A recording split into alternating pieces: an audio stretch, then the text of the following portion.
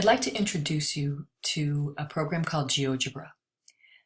You can go to geogebra.org and just type in different topics from geometry and algebra, and you'll see some really neat animations. They're all interactives. So let's explore the one called domain and range.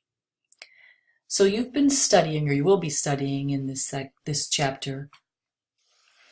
I'd like to introduce you to a pretty neat interactive program called GeoGebra. It incorporates geometry and algebra. We're more interested in the algebraic part, but they show some neat connections related to graphs and what we're studying. So I'd like to go over this little applet about domain and range. You'll have read about this in section 2.1, and this provides a good illustration of it. There are also some animations that I've provided for you on the Canvas site. So the domain of a function are the set of all x values for which the function is defined. And then the range of the function are all the y values that we can expect based on those domain values as they're inputted into the function. So let's just take a look here. Notice that this function, so it's just a simple one. It's just one leg here and another here. We don't know the formula for it. We're just looking really at the graphs. And if I slide this, you notice two things are happening.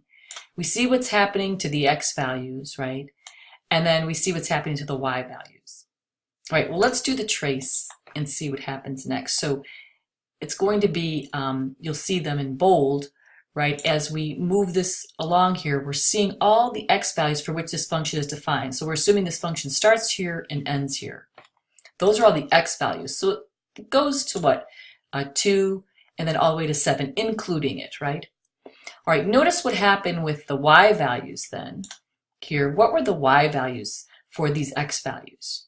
So for any x value, if we go up and intersect the graph and then take a horizontal line over to the y-axis, that gives you the y value. So look what happens here. So the y values appear, right, as we go back and forth, just to be between 3 and 5. Now we can actually write that. So in interval notation, we'd say the domain is 2 to 7, and the range is 3 to 5. Now notice we're using square brackets here because we include both of those. All right, let's try another function here.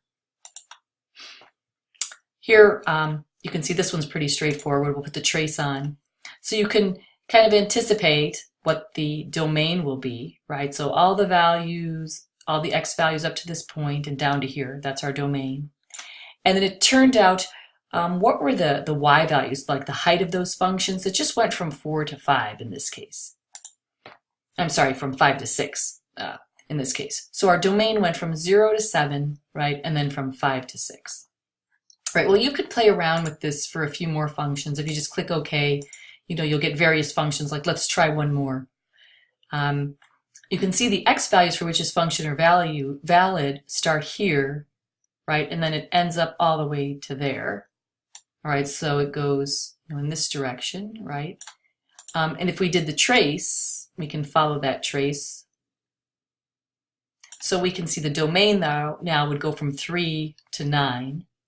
All right, and then take a look at the y values. Now, kind of just more pay attention to what's happening at the y-axis here as we do this. So here we're at 6, right? And then we go down, and then we come back up, right, to this point.